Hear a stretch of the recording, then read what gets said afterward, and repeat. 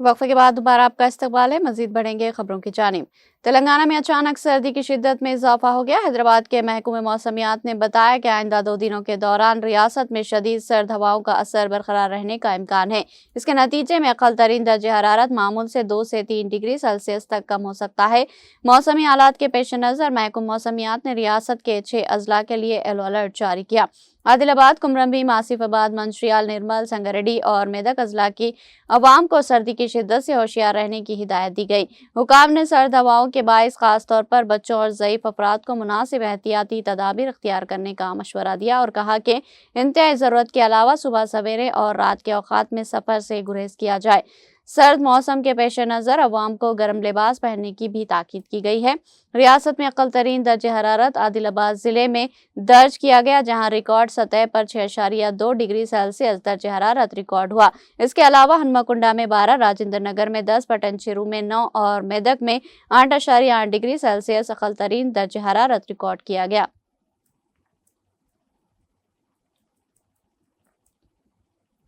हैदराबाद के मज़ाफ़ाती इलाके हयात नगर में पेश आए एक सड़क हादसे में मेडिकल की तालिबा हलाक हो गई, जबकि इनके वालिद शदीद जख्मी हुए। मुतवफ़िया की शनाख्त महबूब नगर के सरकारी मेडिकल कॉलेज में MBBS के आखिरी साल की तालिबा M सानी ऐश्वर्या के तौर पर हुई। पुलिस के मुताबिक पीर की सुबह ऐश्वर्या अपने वालिद पांडु के साथ हयात नगर RTC कॉलोनी के करीब सड़क अबूर कर रही थी कि तेज़ रफ्तार कार ने उन्हें टक्कर मार दी, जिसके नतीजे में दोनों शदीद जख्मी हो गए। इत्तला मिलते ही पुलिस मौके पर पहुंच गई और जख्मियों को फौरी तौर पर करीबी खानगी दवाखाना मुंतकिल किया गया। ताहम डॉक्टरों ने ऐश्वर्या को मुर्दा खाना भिजा दिया। बेहतर इलाज के लिए इनके वालिद को एक दूसरे दवाखाना मुंतकिल किया गया। पुलिस ने मुतवफ़िया की नाश को पोस्टमार्टम के लिए उस्मानिया दवाखाना मुंतकिल कर दिया और इस वाक़े के सिलसिले में मुकदमा दर्ज करके तफ्तीश जारी है।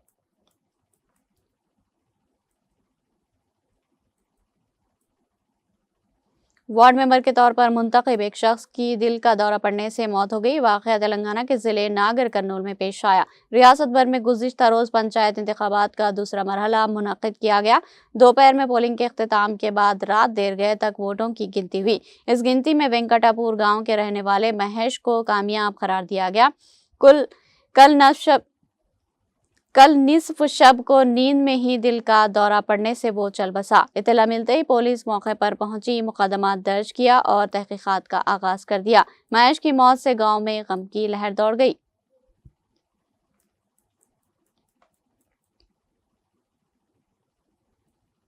मेदक जिले के कुलचरा मंडल में पोतम सिटी पल्ली के करीब एक दिलखराज सड़क हादसा पेश आया, जहां हद से ज्यादा रफ्तार से आने वाली एक कार ने एक राहगीर को टक्कर मार दी। पुलिस के मुताबिक कार मेदक से हैदराबाद की जानिब जा रही थी कि तेज रफ्तारी और लापरवाही के बायस उसने राहगीर को कुचल दिया।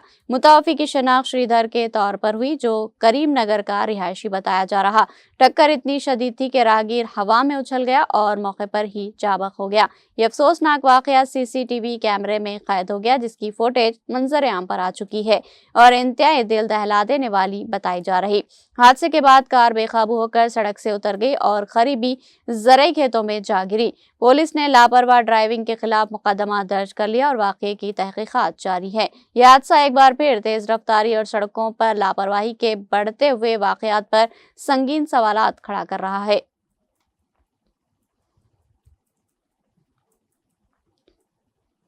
सदर द्रौपदी मुर्मू मंगल के साथ रोजा दौरे पर कर्नाटक, तमिलनाडु और तेलंगाना का दौरा करेंगी। सदर के सेक्रेटरीट ने पीर को कहा कि मोहतरमा मुर्मू 16 से 22 दिसंबर तक कर्नाटक, तमिलनाडु और तेलंगाना का दौरा करेंगी।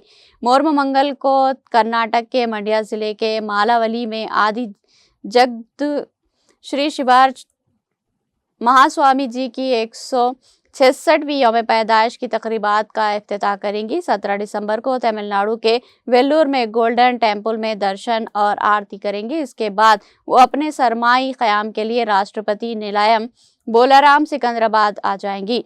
19 दिसंबर को सदर जमहूरिया हैदराबाद में तेलंगाना पब्लिक सर्विस कमीशन के ज़ेर एहतमाम पब्लिक सर्विस कमीशन के पर्सन्स की कौमी कॉन्फ्रेंस का इफ्तिताह करेंगी। अगले दिन 20 दिसंबर को मुर्मू अपनी 21वीं सालगिरह के मौके पर हैदराबाद में ब्रह्मा कुमारी शांति सरवर के ज़ेर एहतमाम हिंदुस्तान की लाजवाल हिकमत, अमन और तरक्की की राह पर एक कॉन्फ्रेंस से खिताब करेंगी।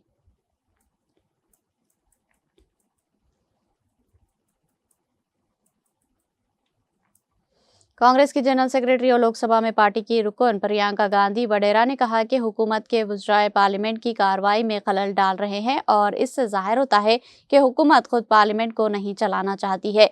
पीर के रोज पार्लियामेंट हाउस के अहाते में नामानिगारों से बात करते हुए मोहतरमा वडेरा ने कहा कि पार्लिमानी उमूर के वजीर किरण रिजिजू ने वक्फे सवालात में रुकावट पैदा की। जैसे ही ऐवान की कार्रवाई शुरू हुई, उन्होंने कार्रवाई में खलल डालना शुरू कर दिया, जिससे हंगामा पैदा हुआ और ऐवान को मुलतवी कर दिया गया।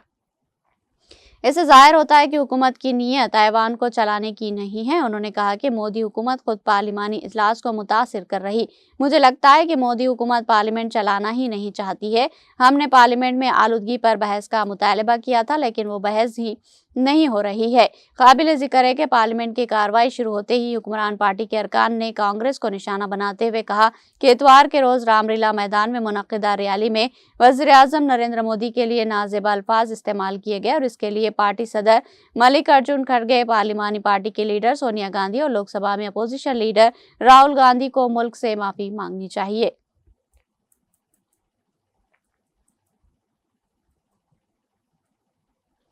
दिल्ली के इंदिरा गांधी बैनुल-अक़वामी हवाई अड्डे पर घने कोहर के बाइस पीर की सुबह 40 परवाजें मनसूख करनी पड़ी, जबकि 4 परवाजों का रुख मोड़ दिया गया।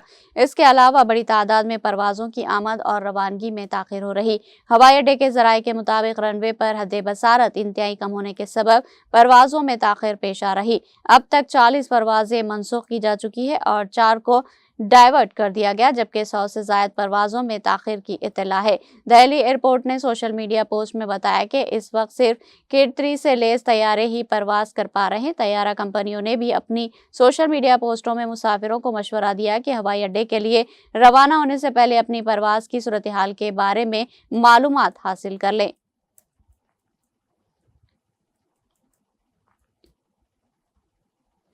जम्मू कश्मीर के वज़ीर आला उमर अब्दुल्ला ने पीर को यहाँ शेर Kashmir international convention centre SKICC में मुख्तलिफ फ्लैगशिप स्कीमों के तहत मुस्तफ़ीदीन को नवाजा। इन स्कीमों में मिशन युवा, HADP और JKCIP शामिल है। वज़ीर आला ने नौजवानों को बाइख्तियार बनाने, रोजगार और ज़राए माश को मुस्तहकम करने और जम्मू कश्मीर में जामिया व हमागीर तरक्की को फ़रोग़ देने के लिए हुकूमत के अज़्म का इआदा किया। यह इत्तला वज़ीर आला के दफ्तर के एक्स हैंडल पर एक पोस्ट के जरिए फराहम की गई। पोस्ट में कहा गया कि वज़ीर आला ने आज SKICC में मुख्तलिफ फ्लैगशिप स्कीमों के तहत मुस्तफ़ीदीन को नवाजा।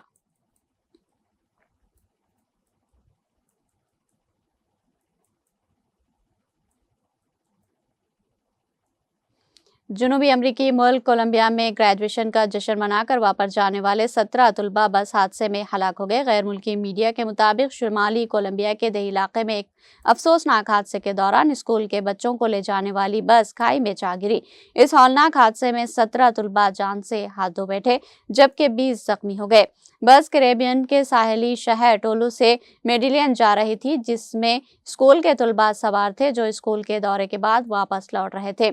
लेकिन बदकिस्मती से मुकामी गवर्नर के मुताबिक बस बेकाबू होकर पहाड़ से नीचे जा गिरी। गवर्नर जोलियान ने एक्स पर एक पोस्ट में बताया कि तलबा साहिली समंदर पर अपने ग्रेजुएशन की खुशी मनाकर वापस आ रहे थे। उन्होंने कहा कि दिसंबर के महीने में पेश आने वाला ये सानहा पूरी कम्युनिटी के लिए निहायत ही तकलीफदा खबर है।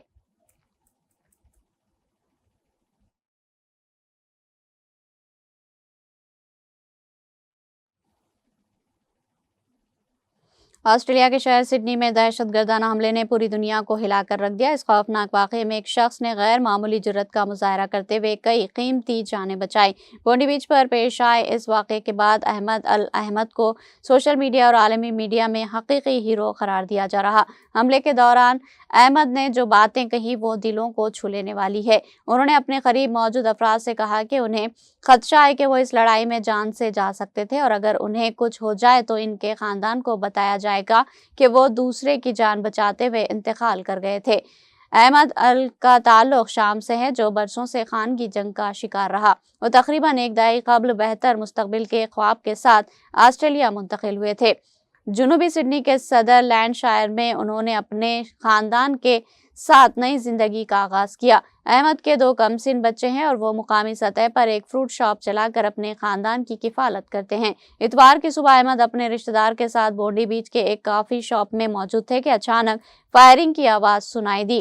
ابتدا میں دونوں خوفزدہ ہو گئے، تاہم کچھ ہی لمحوں بعد احمد نے خود کو سنبھالا اور دہشت گردوں کو دیکھتے ہی انہیں روکنے کا فیصلہ کیا۔ جان جانے کا خطرہ جانتے ہوئے بھی انہوں نے پیچھے ہٹنے سے انکار کر دیا۔ احمد نے اپنے رشتہ دار سے کہا کہ اگر انہیں کچھ ہو جائے تو ان کے خاندان کو ضرور بتائیے کہ وہ دوسروں کی جان بچاتے ہوئے مارے گئے۔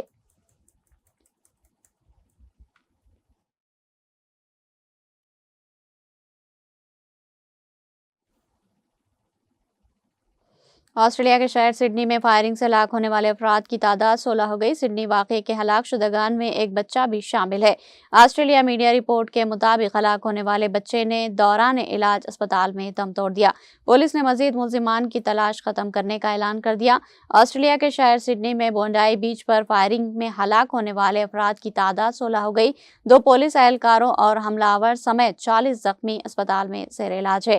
حملہ آوروں کی گاڑی سے دھماکہ خیز مواد بھی برآمد کیا گیا۔ آسٹریلیا اور برطانیہ میڈیا کے مطابق حملہ آور کی شناخت سڈنی کے رہائشی نوید اکرم کے نام سے ہوئی۔ سڈنی میں ایک حملہ آور کو احمد نامی مسلمان شخص نے دبوچ کر گرایا۔ اسلحہ چھیننے کی کوشش میں احمد زخمی بھی ہوا جو اس وقت اسپتال میں زیر علاج ہے۔ میڈیا رپورٹ کے مطابق واقعہ ایسے وقت پیش آیا جب ساحل پر یہودی تہوار منانے کے لیے 2000 سے زائد افراد جمع تھے۔ فائرنگ سے افراتفری پھیل گئی۔ سڈنی واقعے کے فوری بعد پولیس نے علاقے کا محاصرہ کیا اور وہاں موجود لوگوں کی محفوظ منتقلی یقینی بنائی۔ دہشت گرد حملے میں ملوث دونوں شوٹر باپ بیٹا تھے جن کی عمریں 50 اور 24 سال تھی۔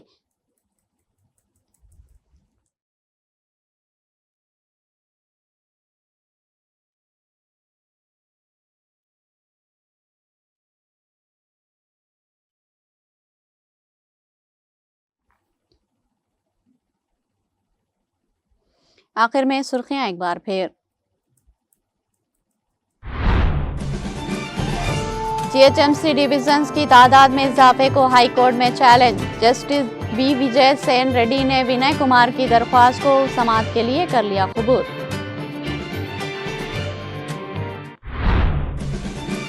کانگریس حکومت کے نافذ کردہ فلاحی پروجیکٹس اور ترقیاتی پروگرام اب دیہی سطح تک پہنچ رہے۔ ریاستی وزیر پونم پربھاکر کا بیان۔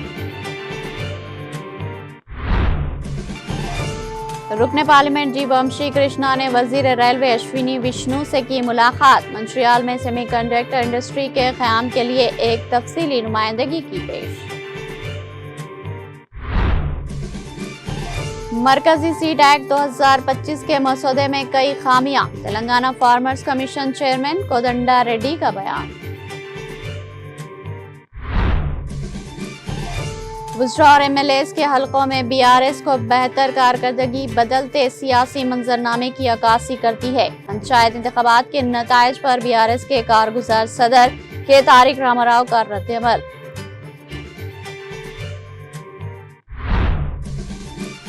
شمشاباد کے راجیو گاندھی انٹرنیشنل ایئرپورٹ پر انڈیگو ایئر لائنز کے عملے کے رویے سے مسافروں کو شدید مشکلات۔ ٹکٹ حاصل کر کے پرواز میں سوار ہونے کے لیے قطار میں کھڑے مسافروں کو عملے نے بورڈنگ کی اجازت نہیں دی۔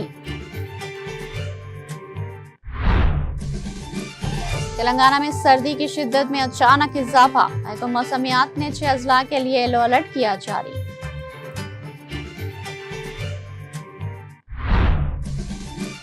صدر دروپدی مرمو منگل سے 7 روزہ دورے پر کرناٹک، تمل ناڈو اور تلنگانہ کا کریں گی دورہ۔ تینوں ریاستوں میں مختلف پروگرامز میں لیں گی حصہ۔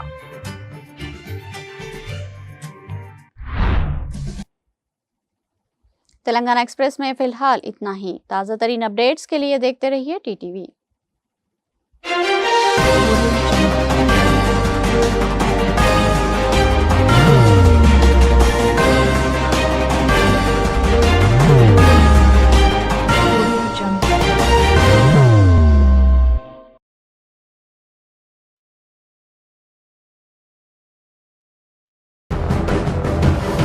जिंदगी में कितना भी हो मुश्किलों का अंधेरा, रासिक स्टोन से चमकेगा किस्मत का सितारा। सीधे खानों से निकाल कर तराशा गया और डॉक्टर रोशन और डॉक्टर MM रजा के ज्ञान से संवारा गया। इल्मी जवाहरात एक बेशकीमती इल्म है। ये जिंदगी के हर मोड़ पर हमें आगाही देता है। हमारी नाकामयाबी, कारोबार में परेशानी, शादीशुदा जिंदगी में तनाव, औलाद की परेशानी, प्यार के मसाइल, लव मैरिज, पैसों की तंगी, पढ़ाई में असफलता, सेहत में खराबी, क्या यही है जिंदगी? कैसे मिलेगी हमें इन सब से राहत? इन सब मुश्किलों से निजात पाने के लिए जेमोलॉजिस्ट डॉक्टर रोशन और डॉक्टर MM रजा से एक मुलाकात बदल सकती है जिंदगी और तकदीर दोनों। Bangalore, Hyderabad, Visakhapatnam, Vijayawada, Dubai, Delhi, Mumbai. One visit can change your life.